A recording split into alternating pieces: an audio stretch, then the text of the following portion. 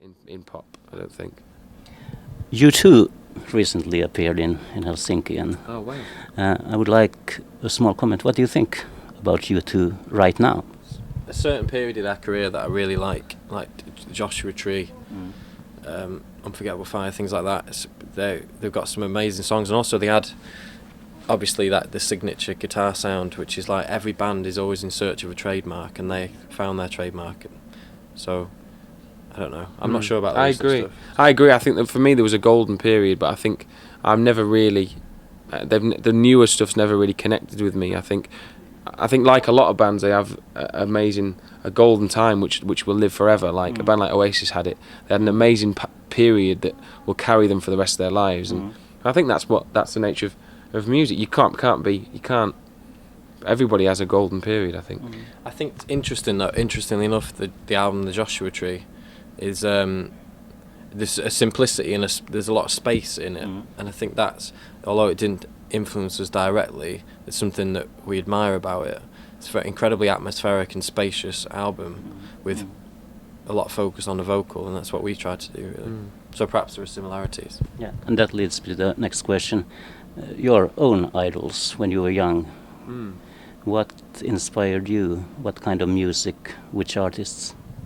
When I was growing up, it's a funny mix really, because when I was a kid, it was Michael Jackson. So much. I was obsessed. He was my first person I was obsessed with when I was really young, and even still to this day, I think I don't think he's like on par with anyone. And then I changed quite quickly. I think one person that had a big effect on me was Eminem when I was a kid, because I lived in a town with 100 people in it, a very small place, and my mind was very very narrow, and he opened it up wide. And then when I got to about 18, the Strokes and the Libertines they were probably the most important, because they made me want to make music, and they made me want to be in a band. And then after I discovered those, you start to go back and you discover people like the Smiths and The Cure, and it all opens up. And there's lots of bands, I think, but it's all about the journey between them. Yeah. I think the first three Radiohead albums made me want to make music, made me want to play guitar, made me want to write emotional music. And then obviously bands like Depeche Mode later on, Tears for Fears, very inspirational British bands. And also I like things like Rihanna and American pop music, and I like movie soundtracks. Finally, I have 4 questions from your fans. Wow, 4 questions. The final 4. And the first one really is, one person asked me if you have any plans on doing Eurovision Song Contest. Good question. We'd love to. Be a dream come true.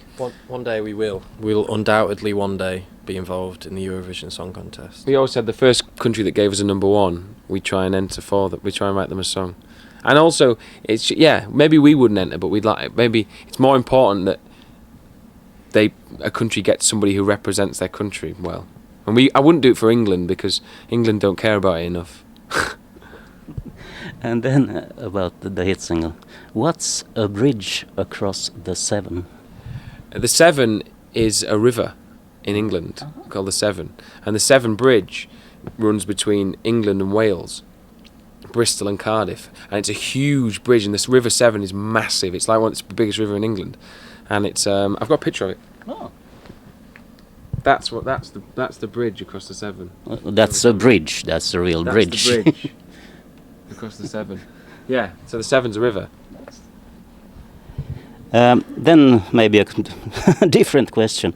What's your favorite food, and what do you completely dislike? My favourite food is the full English breakfast. I also like a buffet. I completely dislike goat's cheese. It's the only food. I like every other food known to man, but I hate goat's cheese with a passion. Unfortunately, sorry goats. I'm sorry, but I don't like your cheese. That's a good answer. And then the last one. Do you prefer bigger venues to smaller ones? I hear you've been playing in a church also. What do you think? Of course, everyone's different in every place. Every venue's got its own charm, really.